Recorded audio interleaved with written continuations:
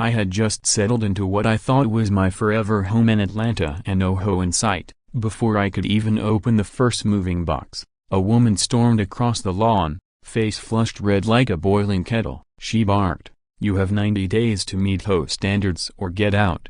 And, with a dramatic flourish, shredded my property deed as if it were party confetti. Neighbors actually nodded along, convinced she was in charge. I stood there, baffled, wondering what deadline she was talking about until things got even stranger. I'm Mike Rogers, and that morning had started like a postcard-perfect Saturday. Suburban peace, birdsong in the air, kids laughing behind the house. My wife Jennifer was happily arranging our new kitchen, while our children, Emma and Noah, dashed through the backyard, thrilled by all the space. I felt like a king at last, finally free from cramped apartments, finally in a home with a white picket fence. I had no idea that my dream house came with a nightmare neighbor. That nightmare rolled up in a blinding white Escalade, the kind that announces, "I have strong opinions about your grass length." Out stepped a woman in a sharp navy blazer, hair lacquered to helmet status, wearing enough glittering jewelry to blind a pilot. I didn't know her name yet,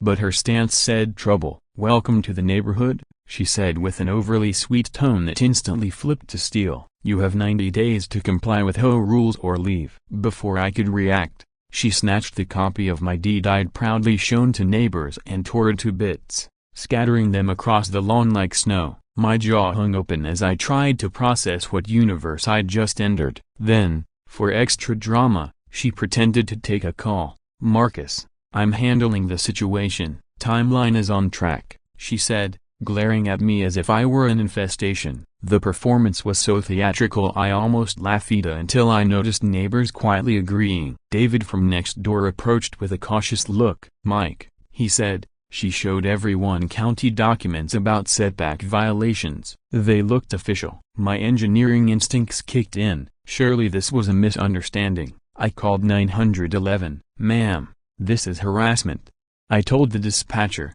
explaining the destroyed deed copy. But with no immediate danger, the operator promised only to send an officer for a report. Hours later, the responding cop shrugged. "Civil matter, sir. You can file a small claim for the photocopy." A photocopy like that was the real problem. Meanwhile the woman Laura Stone, I later learned, paraded around the block, rallying support. I ordered a Ring doorbell and security cameras on the spot, money I hadn't budgeted but clearly needed to spend. Calls to lawyers weren't comforting either. Each quoted a hefty retainer and said I'd need a documented pattern of harassment before seeking a restraining order. Jennifer tried to stay upbeat, but I saw the worry in her eyes. Before teaching, she'd spent a decade as an investigative journalist digging into local corruption, a skill set that would soon prove invaluable. "Why do neighbors believe her? Maybe we overlooked something in the paperwork," she asked.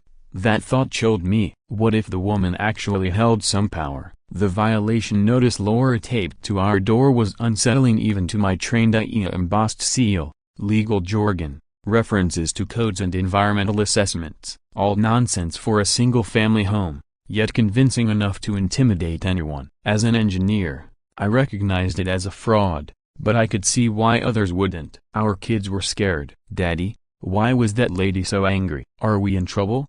they asked. How do you explain to children that an adult is simply lying to hurt people? We spent the night reassuring them their home was safe, though doubt lingered in their faces. Comic relief arrived when Laura made her grand exit, tripping over our garden hose and planting her designer shoe in fresh cement. She hopped awkwardly, trying to salvage her dignity, while neighbors watched their self-appointed leader falter. That evening, David texted me, "I'm a retired police detective. She pulled the same stunt on me last year. I lost my house in 89 days. We need to talk." Suddenly her 90-day threat took on a sinister clarity. Digging deeper, I found more red flags. The letterhead was from the wrong county. The official seal was clearly a photocopy. The inspector's name didn't exist in any database. Every so-called specification failed basic verification. If I hadn't known what to check, I might have believed it myself. When I tried to report the fraud, I hit wall after wall, endless hold times,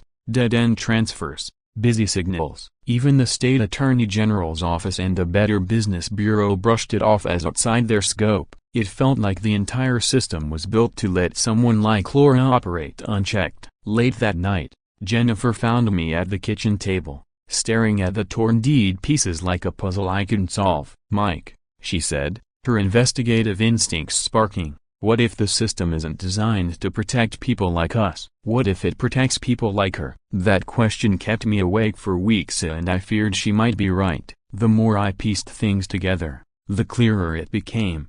Laura Stone knew exactly how to exploit the system, and she was wielding that knowledge like a weapon against families who didn't know better. I felt like I was sinking, but eventually I realized that thrashing wouldn't save me. I needed to learn how to navigate these treacherous waters. Weeks passed and I began to hope she'd moved on to torment someone else. No such luck. One morning I found our backyard pool at the very feature that had convinced Jennifer this house was perfect for the kids had deliberately wrecked. The skimmer baskets were packed with concrete, and someone had dumped so many chemicals into the water that it looked like cloudy milk and reeked like a chemical plant. Cleaning and retesting cost $800, and Emma and Noah stared at me with tearful eyes asking why they couldn't swim. Jennifer, ever the investigative journalist at heart, refused to sit idle. While I dealt with repairs, she dug into Laura's background. What she uncovered was chilling. Public records painted a picture of financial chaos, a bitter divorce that stripped away half her assets, hundreds of thousands in failed business debts, liens on her property, and a pending bankruptcy. This wasn't just a domineering neighbor with a bad attitude. This was someone desperate and cornered. Jennifer spread the documents across our kitchen table like evidence for a court case. "Look at this," she said, pointing to 3 different property management companies Laura had driven into bankruptcy. The woman who played the polished community leader was, in reality, a serial business failure searching for a lifeline, and she had decided our family was it. I finally met with David in the neighborhood park for a serious talk. His face carried the weight of decades as a police detective. "Mike," he told me, "she pulled the same stunt on me. Same fake violations, same manipulation. I spent $12,000 on lawyers and still lost my house. Now I rent it back from a company called Brooks Property Management." As he laid it all out, the pieces locked together in a sickening pattern. Laura wasn't merely unhinged, she was methodical. David explained that a developer named Marcus Wellington had pressured her to either deliver properties or repay massive debts. This wasn't a neighborly feud, it was survival for her, and she was willing to ruin families to avoid financial collapse. Soon after, a man appeared at our door claiming to be a pool safety inspector. He carried an official-looking kit, a clipboard, laminated credentials, and even a badge with holographic details. He warned that our pool's chemical contamination endangered the neighborhood's groundwater and required immediate county action. He sounded legitimate, full of technical jargon about pH levels and chloramine compounds. But as an engineer, I verify everything. A quick call to the actual health department exposed the ruse. No employee by that name, and private pools weren't even under their jurisdiction. When I asked about his badge, they confirmed it was counterfeit and promised to open a federal investigation. Laura's harassment had officially crossed into criminal territory. Not long after, she organized an emergency neighborhood safety meeting at the community center. Her presentation could have passed for a corporate seminar. 40 neighbors gathered, professional slides projected on the wall, a laser pointer dancing across graphs that supposedly proved the Rogers family was destroying property values. She stirred up every suburban fear imaginably: falling home prices, child safety, rising taxes. Jennifer quietly took notes, her reporter instincts in full gear. "She's good," she whispered. "Classic manipulation, emotional appeals, fake statistics, pressure tactics, social proof, textbook propaganda." Watching my wife dissect those tactics in real time was both impressive and frightening. We weren't dealing with a mere nuisance, we were up against someone skilled in mass persuasion. Then came an unexpected ally. A woman strode into the meeting, heels clicking like a cavalry charge. "Excuse me," she announced, her voice carrying authority. "I'm Angela Foster, attorney for the Rogers family. We need to address document fraud and criminal impersonation." Silence fell. For the first time, Laura's confident smirk faltered. In that moment I felt something I hadn't felt in weeks. Real hope, backed by professional legal firepower. Afterward, Angela explained her background. She specialized in fighting predatory HOA tactics after her own family endured a similar ordeal years earlier. I lost that first case because I underestimated the criminal psychology behind it, she admitted. I won't make that mistake again. Angela leaned forward, her voice calm but deliberate. The first time I faced something like this, I treated it as a civil disagreement, she said. I didn't realize I was up against organized crime. I won't underestimate that again. Her own history with suburban harassment gave her an edge that most real estate attorneys would never have, and her drive for justice came from personal scars. One by one, she laid out her findings with the precision of a surgeon. Side-by-side images of Laura's fabricated HOA notices against genuine county documents revealed obvious tells, mismatched fonts, counterfeit watermarks, and return addresses that traced back to ordinary garages instead of government offices. She even explained how the supposed embossed seals were nothing more than photocopies pressed with common household tools, and how the reference numbers failed to match any official database. The room reacted with audible gasps and uneasy glances. Laura attempted to recover, waving her old community service awards and accusing Angela of being a paid agitator. But the confidence that once shielded her was cracking. David, with his years of police work, whispered to me as he studied Laura's movements. She's unraveling. Look at her hands trembling. Watch how often she touches her fascia. That's panic. Then chaos. Laura lunged for Angela's evidence folder, caught the projector cord, and sent her own laptop tumbling. The screen flickered to her desktop for everyone to see. There it was. Undeniably a folder labeled Rogers Harassment Plan Phase 2, sitting beside others named Wellington Timeline and Backup Targets. A collective gasp swept through the crowd. Laura scrambled to slam the laptop shut, shouting about privacy, but the damage was done. Angela remained composed, careful not to overwhelm the neighbors with too much information. This is only the beginning, she said evenly. The investigation continues, and what you've seen tonight is preliminary evidence of a larger criminal network. Her restraint left everyone unsettled and curious for more. After the meeting, neighbors who once doubted us approached with quiet apologies. Some whispered support but admitted they feared legal retaliation. Others avoided eye contact, perhaps realizing how much they had invested in Laura's authority and what it meant now that it was crumbling. David waited until most had left before handing me a small, professional-grade voice recorder. I kept this from when she targeted me, he said. On here, she admits she's driven other families out. It won't hold up in court, but it proves her pattern. Walking home, Jennifer and I shared a heavy silence. We both understood, this wasn't an eccentric HOA presidenta, it was a calculated criminal enterprise. The only question was how many families she had already destroyed, and how many more would follow if we failed to stop her. Then came a gut punch. Parked in Laura's driveway was the same car I'd seen earlier during her hushed phone call with Marcus Wellington. A quick online search of the license plate revealed it belonged to Brooks Property Management, the company name that appeared on the bogus bills, and the very same landlord now renting David's former house. This wasn't just one desperate neighbor. We were staring at a tightly run operation, and Laura was only one piece of it. Before the week was out, Laura escalated again. She somehow convinced our mail carrier that our house number had been officially changed for emergency compliance. For 3 days our mail vanished. Bills, legal notices, everything rerouted to a non-existent address on Maple Street. The postal supervisor eventually apologized, but the message was unmistakable. She could disrupt any part of our lives at will. I paced the house like a trapped animal, muttering engineering solutions to a problem that wasn't mechanical. Jennifer finally stopped me. Mike, logic won't beat her. This is psychological warfare. Then she revealed her plan, and it chilled me. I'm going to get her to talk, Jennifer said. People like Laura can't resist showing off to someone who seems impressed. She began researching Laura's personal history, and not just the financial disasters we already knew,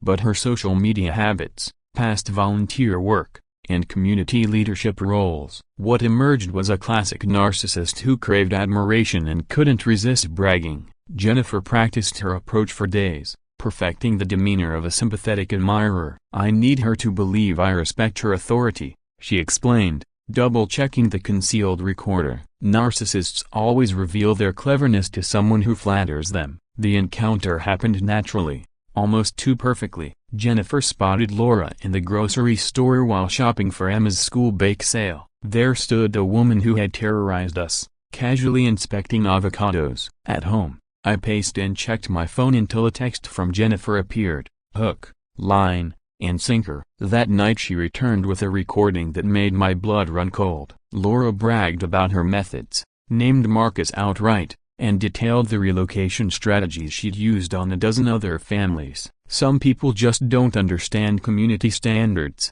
Laura said casually on the tape. The Rogers family will realize they're better off elsewhere. I've helped 12 families figure that out over the last 3 years. It's a service. Really, hearing someone describe the destruction of your life with the tone of a weather report is a special kind of nightmare. When the community began to drift from her influence, Laura pivoted. She launched a so-called neighborhood safety survey, clipboard in hand, knocking on doors and planting fear. The questions were sly and poisonous. Have you noticed more traffic since they moved in? Are you concerned about strangers visiting their house? Do you feel our standards have slipped lately? Mrs. Henderson, our elderly neighbor, phoned me afterward, her voice trembling. Mike, I'm so sorry. That woman came by asking if I felt safe with your family here. I told her you're wonderful, but she kept pressing. I finally closed the door, but I worry others might have listened. It was cunning and malicious. Laura manufacturing a paper trail of community concern to build her case. Over coffee the next morning,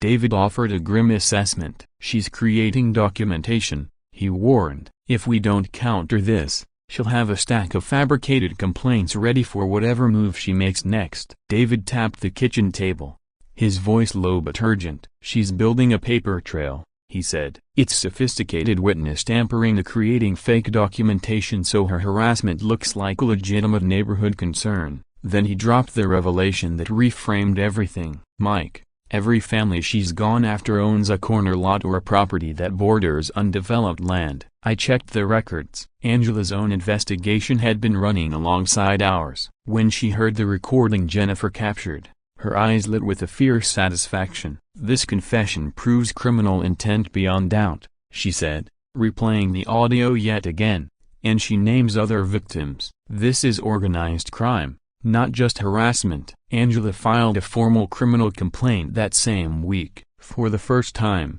it felt as if we were finally pressing her into a corner. Meanwhile, neighbors compared notes about Laura's door-to-door fear campaign and began to realize they'd been manipulated. Barbara organized what she called a neighborhood protection meeting, not about HOA business but about safeguarding residents from harassment. 23 families attended, and every single one had a story of Laura's intimidation tactics. Laura's next move was her most desperate yet. She hired a private investigator to document supposed violations by our family. The man arrived with professional gear, camera lenses, measuring tools, a clipboard, snapping photos from the sidewalk, counting garbage cans, and checking fence heights for rules that didn't exist.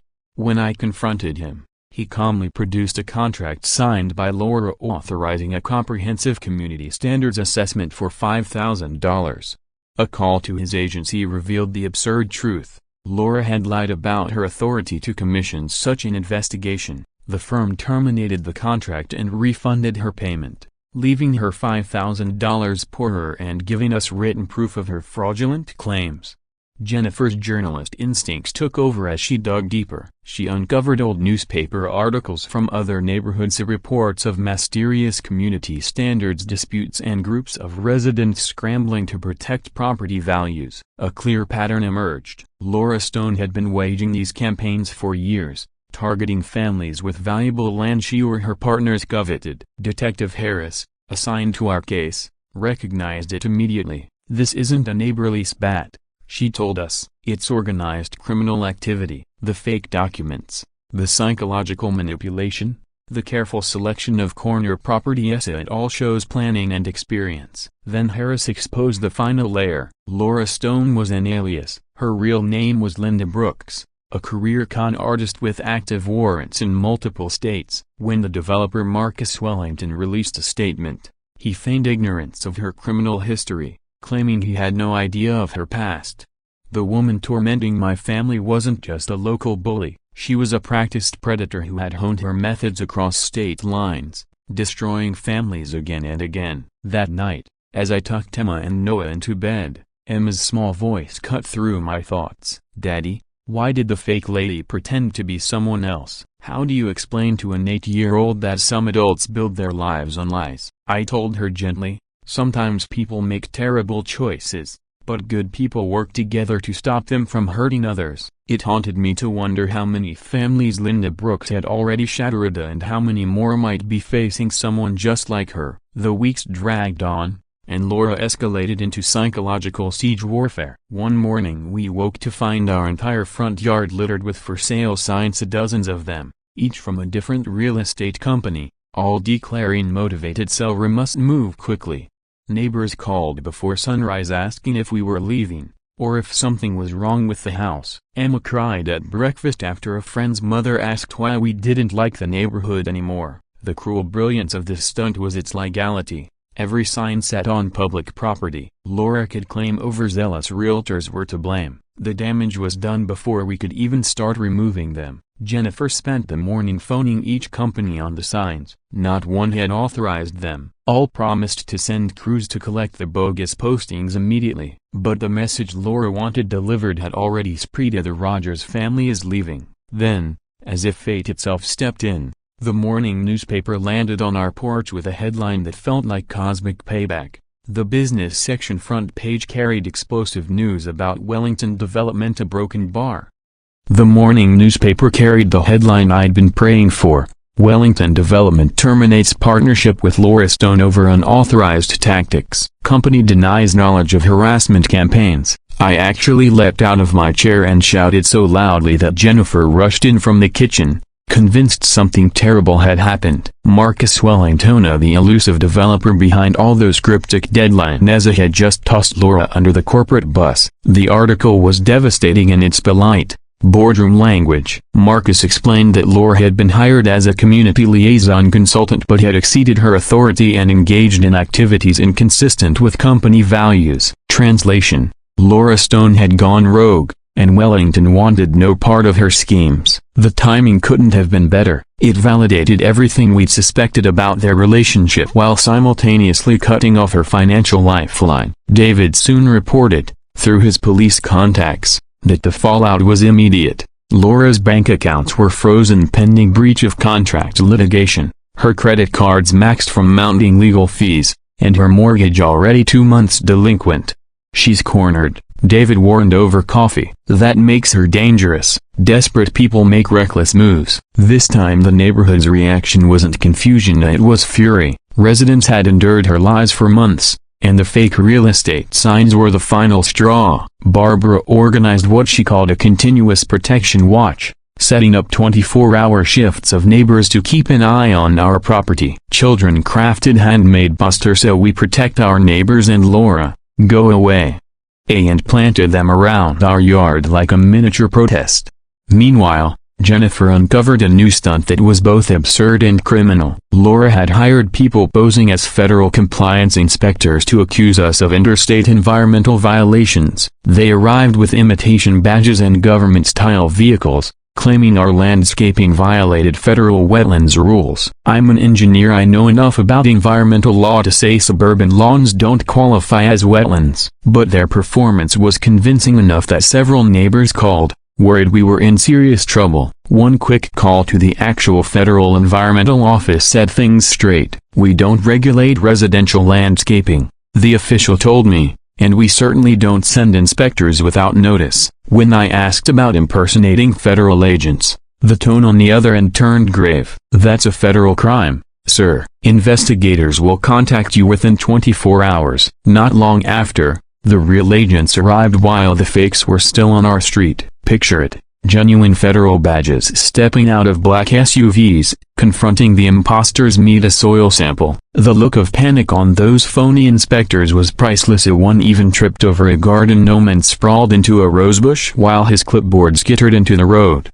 Angela seized the moment, filing a federal civil rights lawsuit that claimed Laura's harassment campaign amounted to a pattern of discrimination. with damages potentially reaching $750,000. "We're not in neighborhood dispute territory anymore," Angela said. "We're proving systematic civil rights violations with federal consequences." Laura's next maneuver was a spectacular misfire. She tried to file an emergency injunction accusing us of threatening public safety. She arrived in court with a box of random papers, no witnesses, and a rambling conspiracy theory about federal agents planting our family to take property values.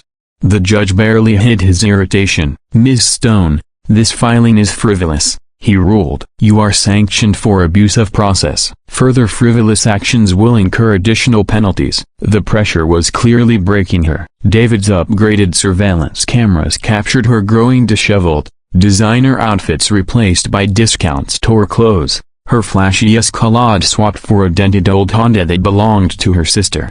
Jennifer's next investigative breakthrough connected every last dot. She combed through property records for all of Laura's past targets and found the pattern glaringly obvious. Every single house was either a corner lot or bordered undeveloped land, a prime real estate once its occupants were driven out. Laura hadn't been waging personal vendettas, she'd been running a calculated land grab operation disguised as community activism. When the neighborhood threw a celebration that week, it felt part block party, part victory council. There was food, music, games for the kids, and a giant banner stretched across the street that read Freedom Week. But beneath the cheers was a sobering truth. Even as we celebrated, everyone understood we had been fighting far more than one malicious neighbor. The neighborhood's Freedom Week celebration stretched from porch to porch, but beneath the laughter ran a sober understanding. We weren't dealing with an eccentric neighbor anymore. This was organized crime. Parents kept a closer eye on their children.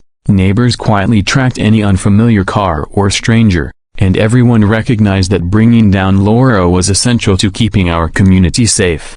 Marcus Wellington's betrayal became unmistakable when he filed his own lawsuit accusing Laura of fraud and misrepresentation. The court filings painted a stark picture of a business relationship gone off the rails. Marcus claimed he'd hired her for legitimate property acquisition consulting and instead received criminal harassment campaigns that left his company exposed to huge liability. The alliance that once gave Laura her money and authority wasn't just over, it had turned against her. Detective Harris's investigation widened after federal agents joined the case. "We're finding evidence of long-term document fraud," she told us during one briefing. "Fake government seals, forged signatures, letterheads from agencies that don't exist." She built an entire criminal enterprise on impersonating government authority. While Angela was scanning the signatures from the so-called community petition, Harris called again with a bombshell. "Mr. Rogers, your Laura Stone is an alias. Her legal name is Linda Brooks. She has active warrants in Florida and South Carolina for the exact same schemes."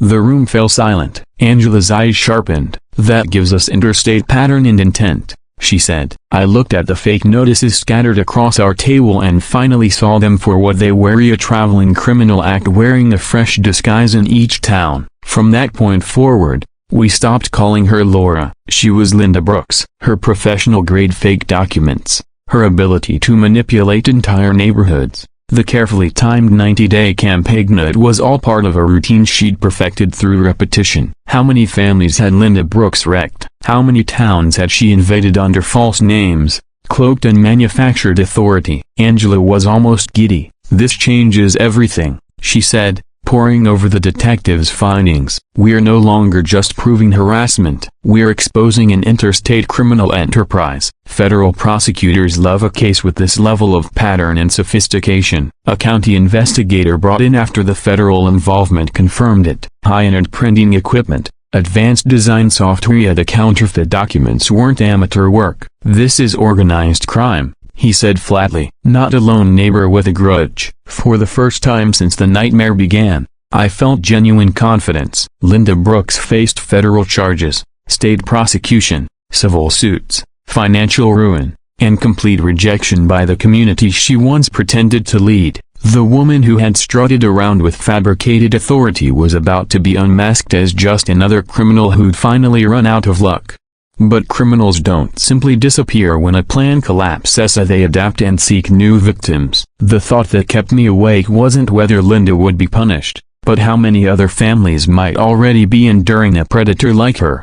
Detective Harris's parting words that evening were both reassuring and chilling. "We're going to put Linda Brooks away for a long time," she said, "but people like her rarely act alone, and they don't stop until they're forced to. Your family's determination probably saved dozens of others." 10 days before her self-imposed deadline, we walked into the state courthouse flanked by news crews, neighbors, and even people from other communities who'd heard our story. What had started as a suburban harassment case had become a regional spectacle, not because of celebrity drama, but because it touched a universal fear. What happens when the very systems meant to protect you are twisted into weapons? Linda Brooks arrived in the B2 pond I'd seen before, carrying a battered cardboard box and representing herself after her attorney quit for non-payment. The woman who once commanded attention with sharp blazers and polished hair now wore discount store clothes and shuffled papers like a frazzled defendant. She scanned the packed courtroom as though, for the first time, she saw her victims as people rather than obstacles. I felt an unexpected twinge of sadness. This was the inevitable end for someone who built her entire existence on deception. Lies eventually devour everything, even the liar. Her opening statement was pure delusion. She rambled about federal conspiracies and imaginary property rights violations, insisting she was the true victim of an organized plot. The judge interrupted repeatedly, demanding actual evidence. Each time, Linda waved her box of papers as if it held state secrets. "Your Honor, I'm a dedicated community volunteer being persecuted for protecting property values," she declared, disconnected from reality. Angela's presentation, by contrast, was sharp and unrelenting. She laid out evidence like a prosecutor dismantling a criminal empire, each exhibit tightening the net: forged seals, counterfeit documents, a paper trail proving a calculated pattern of fraud. The conclusion was inescapably Linda Brooks's reign of manipulation was over. Angela methodically unveiled every piece of evidence, starting with the forged letterheads and counterfeit inspector credentials. Each document showed the skill of a professional print shop, a sophisticated equipment, flawless design, and the unmistakable intent to deceive. Next came the audio recordings. In them, Laura openly discussed her harassment schemes and bragged about pushing other families to relocate to more suitable communities. The financial trail sealed the case. Bank statements revealed regular payments from Marcus Wellington Development for so-called community liaison services, payments that lined up perfectly with the harassment timelines. Emails between Marcus and Laura mapped out property acquisition strategies and set dates for pressuring specific homeowners. The pattern was impossible to deny. This wasn't neighborly friction, it was a profit-driven criminal conspiracy targeting vulnerable families.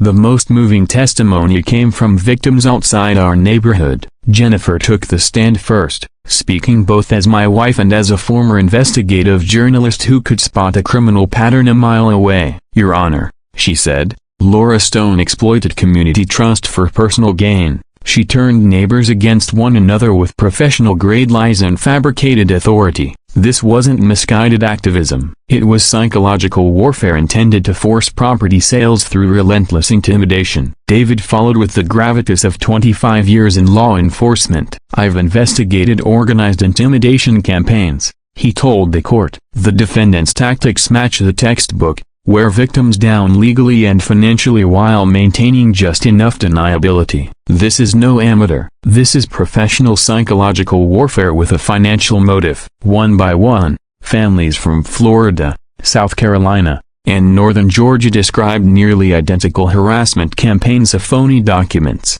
community manipulation, and coerced relocations. The scope of Linda Brooks's predatory career became undeniable. Then the trial took an unexpected turn. As the county investigator detailed the multi-state operation and displayed forged documents seized from her possession, Laura snapped. She shot to her feet, pointed at the witness stand, and shouted, "Those notices are real. I have the authority." Marcus promised this would work. Grabbing a handful of papers, she flung them toward the judge's bench. Chaos erupted. Laura fought the bailiffs, screaming about property rights and government conspiracies. Neighbors gasped. Reporters' pens flew across their notepads, capturing the suburban predator's public breakdown. The judge hammered the gavel for order as Laura's voice rang through the courtroom. You are all conspiring against a successful businesswoman." It took 3 bailiffs to restrain her and haul her out while she continued shrieking about Marcus and imaginary federal plots. The polished mask was gone, revealing a desperate criminal beneath the fabricated credentials. When it was my turn to testify, I focused on the human cost, especially what our children endured. "Your Honor," I said, "investigators found that Laura targeted our family with fake government notices before we even moved in. She plotted psychological torment against an 8-year-old and a 6-year-old as part of her business plan. This isn't a neighborhood dispute, it's calculated child abuse for profit." Jennifer squeezed my hand as I spoke. Several jurors wiped away tears. The written statements from our neighbors were equally devastating. All 25 households of Peachtree Commons submitted accounts of how Laura's lies fractured relationships and weaponized trust. "She didn't just target the Rogers family," one neighbor wrote. "She manipulated all of us, convincing us we were protecting our investments while making us unwitting accomplices in her psychological torture." Finally came Marcus Wellington's video testimony, another critical blow to the defense. Marcus Wellington's recorded statement became the final blow, a calm, businesslike, and devastating. "Your Honor," he said, "I hired Miss Stone for legitimate property development consulting. Her harassment tactics were neither authorized nor known to my company. The moment I learned of her criminal methods, I terminated our agreement and have fully cooperated with investigators to distance my business from her illegal activity." The county investigator followed with evidence that exposed the vast reach of Laura's scheme. He described a multi-state web of document forgery, complete with professional-grade equipment used to mimic government materials, and financial records showing over $300,000 in illegal gains over 4 years. "This was never random harassment," he testified. "This was organized crime, targeted property acquisition through calculated psychological terrorism." Angela's closing argument tied every thread together with relentless clarity. "Members of the jury," she said, "the facts show systematic harassment across state lines, targeting dozens of families. Laura Stone is not a well-meaning neighbor who went too far. She is a career criminal who monetized psychological torture. She turned quiet suburban neighborhoods into hunting grounds, using counterfeit authority and forged documents to shatter lives for profit." Laura herself was absent for the summation. After repeated outbursts and a contempt ruling, she refused to return. Her empty chair said more than any defense could. Accountability had finally caught up to the self-styled enforcer of community standards. The verdict came swiftly and without compromise. "Ms. Stone," the judge declared, "this court finds you guilty on all counts of harassment, document fraud, and conspiracy to commit property fraud. You are sentenced to 18 months of supervised probation, ordered to pay $75,000 in restitution to your victims, and placed under a permanent restraining order requiring a minimum distance of 1,000 feet from every member of the Rogers family." But the courtroom victory was only the beginning of her downfall. Other states had pending charges. Federal civil suits were moving forward. Wherever Laura tried to start over, her criminal record would follow. Outside the courthouse, poetic justice unfolded for all to see. Laura lunged at a news cameraman while railing about media conspiracies, tripped on the steps, and tumbled directly into the decorative fountain. The sight of her soaking wet and shrieking became an instant emblem of her collapsy suburban terrorism, drowned in its own hubris. Even then, she couldn't let go. Clambering from the water, drenched and furious, she pulled out what looked like a burner phone and made a call loud enough for the crowd to hear. Plan B, it's time. The triumph of seeing our tormentor face justice was immense. But that single phrase cut through the celebration. Criminals like Laura don't vanish when a plan fails. They adapt, relocate, and search for fresh victims. By day 80 of our 90-day ordeal, justice had been served. Yet a nagging unease remained. What was Plan B? How many other communities might already be facing someone just like here, families without the resources or neighborhood solidarity we'd managed to muster? The gavel had fallen and the verdict was final. But the real challenge lay ahead, turning our experience into protection for others. December 31, Laura's so-called deadline arrived not with our eviction, but with celebration. The entire neighborhood threw a massive block party that became known as Victory Day. A banner stretched across the street reading, "We survived 90 days." Every household contributed food, music, or decorations. Children played freely for the first time in months. Jennifer planted winter flowers in our restored garden beds, while I laid out a brand new welcome mat that read, "Home Sweet Home." A quiet but unmistakable statement that we belonged here and would not be driven out again. But even amid the laughter and lights, we knew Laura Stone's ruin was only beginning, and the ripple effects of her crimes were far from over. The day unfolded like a perfectly orchestrated lesson in karma. Morning began with Laura's rental car being hauled away in a grocery store parking lot repossessed because court-ordered restitution had emptied every account she could access. Security cameras caught her pleading with the tow truck driver while shoppers filmed the scene on their phones, gleefully documenting the downfall of a woman who had once carried herself like neighborhood royalty. By noon, eviction notices appeared on the door of the small apartment she'd been hiding in. She'd lost her original home months earlier when the Marcus Wellington partnership collapsed, but the rental was the last thin layer of her disguise. Now, bankrupt and convicted, she dragged garbage bags of belongings to the curb as if staging her own yard sale. The contrast with our ongoing neighborhood celebration just a few miles away felt almost cinematic. That afternoon brought the final act of legal closure. Laura accepted a plea deal at 18 months of supervised probation and $75,000 in restitution instead of risking 3 years in state prison. The judge imposed strict conditions: zero contact with any victims, a lifetime ban from holding HOA positions anywhere in Georgia, mandatory anger management counseling, and regular check-ins with probation officers to verify compliance. Meanwhile, Marcus Wellington's once glittering development empire crumbled when investors discovered their funds were tied to harassment campaigns and forged documents. A $20 million condo project was canceled overnight. Bankruptcy filings followed, and business journals reported that 3 other projects collapsed amid community resistance, a polite euphemism for the harassment operations now exposed and prosecuted. Back in Peachtree Commons, our own transformation was remarkable. Residents voted unanimously to create a permanent HOA-free covenant, ensuring cooperation was voluntary and no single neighbor could ever wield authoritarian power again. Property values jumped 15%. Attracting families eager for a harassment-free haven. Monthly block parties became a beloved tradition, a visible reminder that Laura's attempt to divide us had instead forged bonds stronger than any of us had imagined.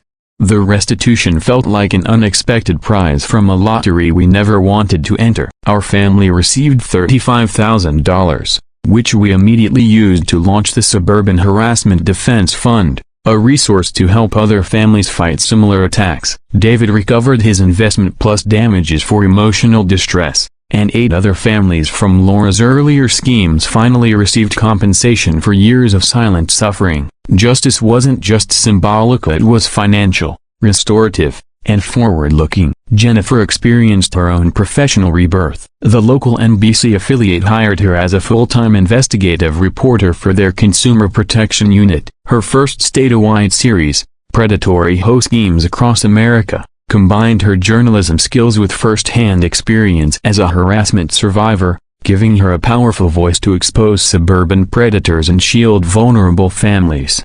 Angela's courtroom triumph set a precedent that echoed far beyond our town. Our case was soon cited in appellate decisions shaping suburban harassment law across multiple states. Using the momentum, Angela founded the Suburban Victims Defense Network, a pro bono legal aid organization that, within months, had already helped 15 communities fend off similar intimidation campaigns. One family's refusal to be bullied had sparked a legal movement protecting thousands of others. And on social media, justice was both ruthless and strangely beautiful. Laura's courthouse humiliation spread like wildfire, each shared video and comment a reminder that her reign of fear was over and that communities everywhere were watching, learning, and preparing to stand strong. Laura's courthouse meltdown rocketed across social media, trending under national hashtags and turning her into a cautionary meme about suburban predators. Community safety forums everywhere shared her mugshot as a warning.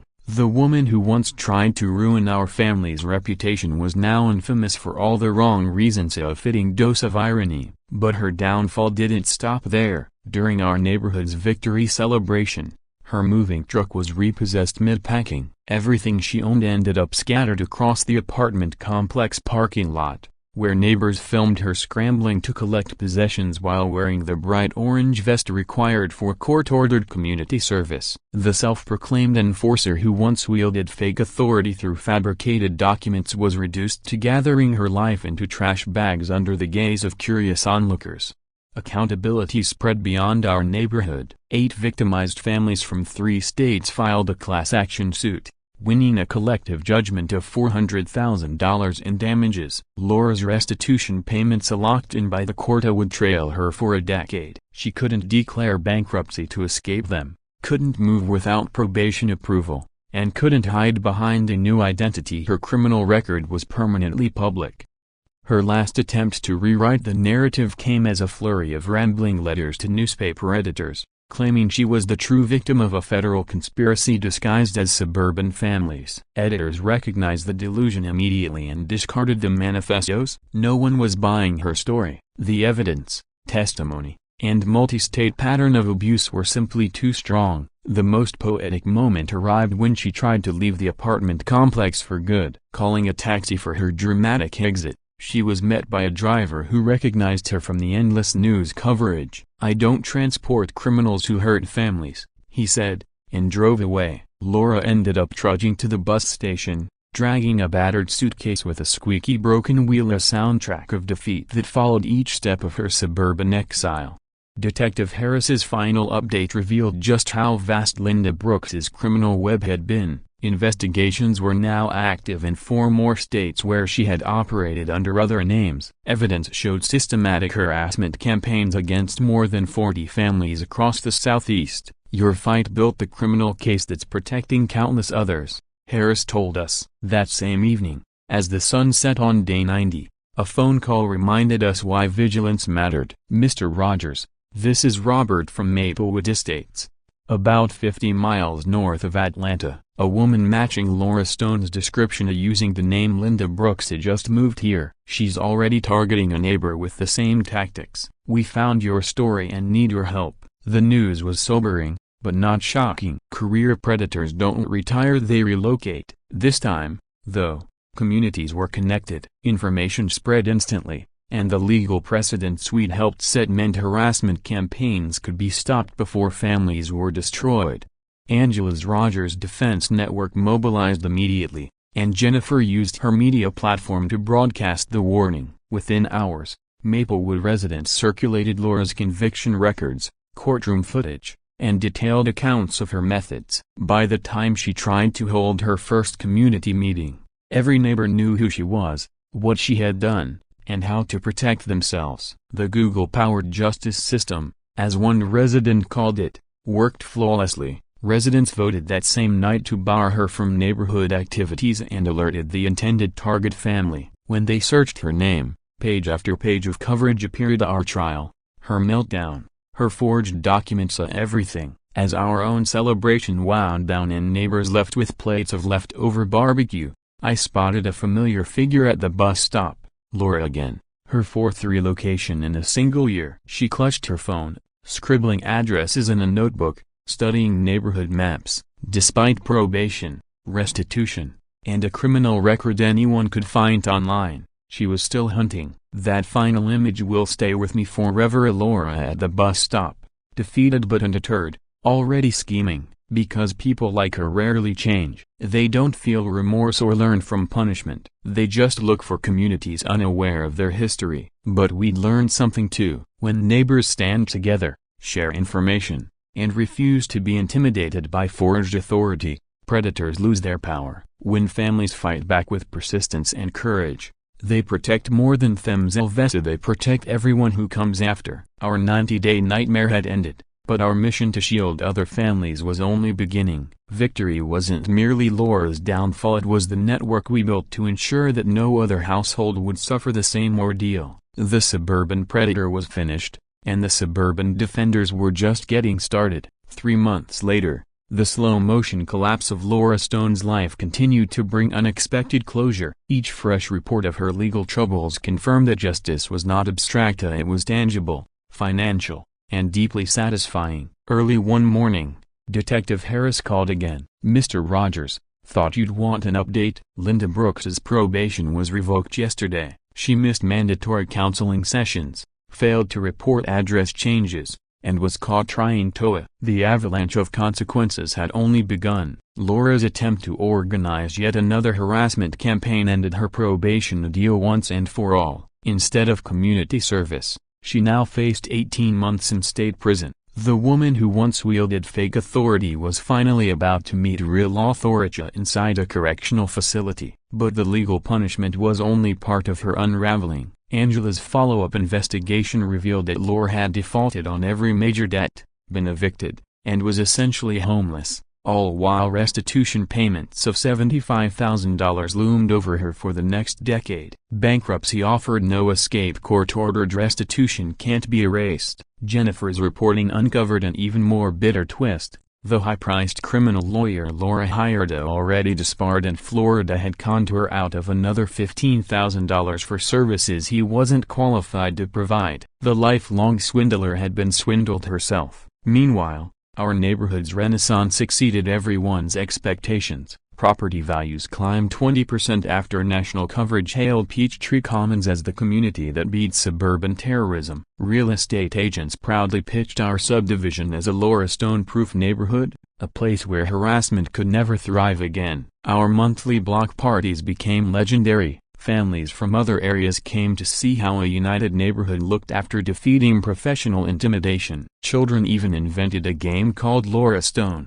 where one kid pretended to be a fake authority figure while the others practiced spotting lies and standing firm. Our kids had unintentionally become ambassadors of community self-defense. David's transformation from victim to statewide advocate was equally striking. Appointed as Georgia's community safety consultant, he trained law enforcement officers to recognize long-term harassment campaigns before they devastated families. Suburban crime needs suburban solutions, he told one class. Traditional policing isn't built for months of psychological warfare aimed at children's sense of safety. Every monthly restitution check felt like a small victory. $35,000 went to college funds for Emma and Noah, a backyard playground, and contributions to the Suburban Harassment Defense Fund, helping families across the country fight similar battles. Angela's legal work also evolved into a movement. Her Suburban Victims Defense Network was already active in 12 states, protecting 23 families in just 3 months. The Rogers case changed everything, she explained at a legal conference. We proved that systematic harassment is a civil rights violation with federal implications, and courts are finally taking it seriously. Laura's former allies scattered. Marcus Wellington not only severed ties but cooperated with prosecutors in 3 states where her harassment schemes had jeopardized his development company. Accomplices who forged documents and faked inspections rushed to plead guilty in exchange for testimony against her. Jennifer's television program became must-see viewing for families and a warning for would-be predators. Predator Alert investigation exposed harassment tactics across the Southeast and taught communities to recognize and resist psychological warfare before it took root. Its rallying cry, "Knowledge is protection,"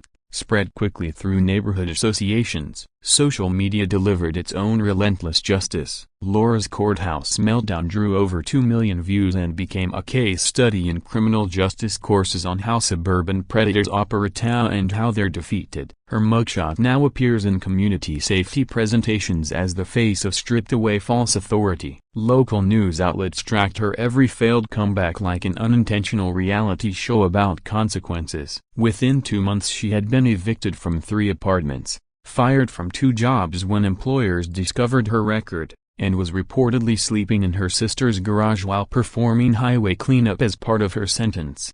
The contrast with our thriving household was impossible to miss, but the impact reached far beyond personal satisfaction. Georgia's new harassment prevention statute, quickly nicknamed the Rogers Law, was inspiring similar legislation in 6 other states.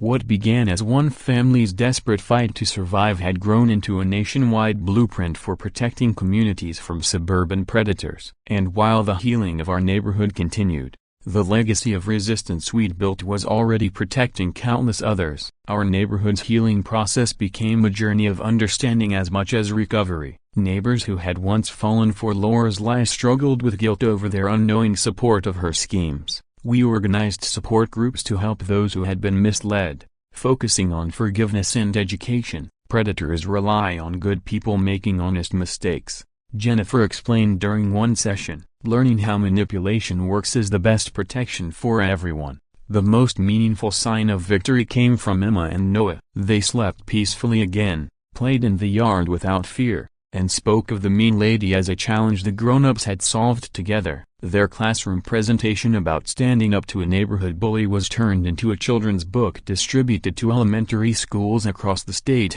teaching courage to kids far beyond our block.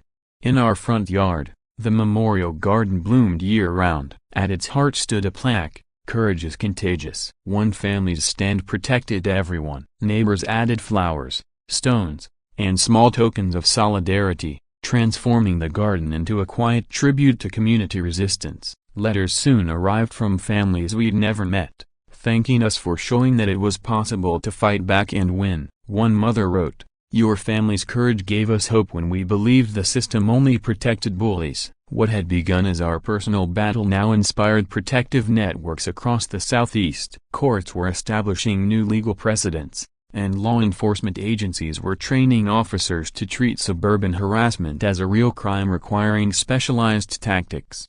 6 months after Laura's first attack, our lives had shifted from nightmare to inspiration. The woman who tried to break us had instead strengthened our ties to each other and to our neighbors. But we knew the real lesson wasn't simply about stopping one predator, it was about building systems to prevent future ones. Laura was finished, but others like her existed. We now carried the responsibility to help other families protect themselves. Community by community, family by family, we began creating a network of suburban defenders determined to deny predators any hiding place. Laura Stone's downfall was complete, but our construction of lasting protections was only beginning. Justice had been served, yet prevention became the true victory. Half a year after the courthouse triumph, I wrote this final chapter from my home office while watching Emma and Noah play carefree in the backyard. Our house even appeared in Southern Living magazine as a model of how neighborhoods can shield themselves from suburban predators. A surreal recognition. Jennifer now anchored Community Protection Watch, a weekly show that neighborhood associations in 3 states treated as essential viewing. Peace returned, but we understood it required constant vigilance. That reminder came one quiet Tuesday evening when the phone rang. "Mr. Rogers, this is Maria Santos from Pine Valley Estates. A woman named Linda Brooks just moved here. We recognized her from your case coverage, and she's targeting the Korean family next door with the same harassment tactics.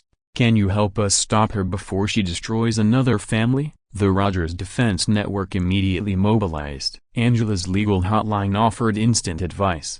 Jennifer broadcast an emergency predator alert, and David's law enforcement contacts confirmed that Linda Brooks was indeed Laura Stone, flagrantly violating her probation.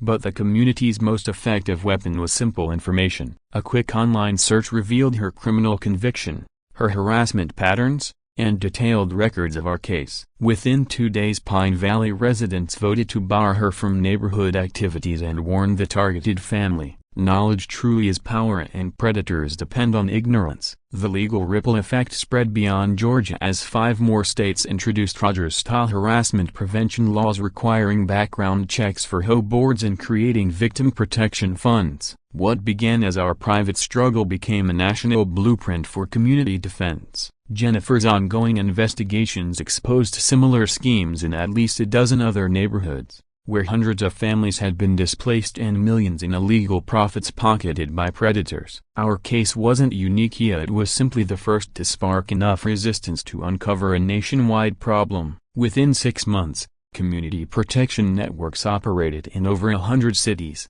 complete with real-time predator tracking, rapid response legal teams, and background verification systems that rendered Laura's tactics obsolete.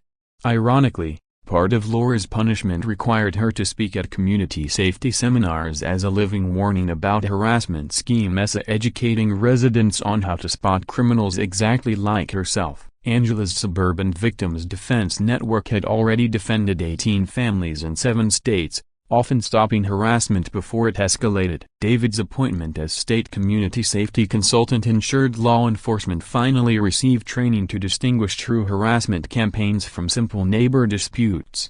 But the most lasting legacy was personal. Emma and Noah learned that ordinary families can confront extraordinary injustice and win with persistence and community support. Their story inspired other children to believe that courage spreads and that standing up to predators is everyone's responsibility. Our nightmare ended long ago, but the movement it sparked continues to protect families everywhere. Courage proved contagious, and the idea that everyday people can stand up to adult predators spread far beyond our own street. International attention followed, leading to testimony before the Canadian Parliament on how communities can prevent crime. What began as one family's ordeal had become a global case study in grassroots protection. The committee chair summarized it well.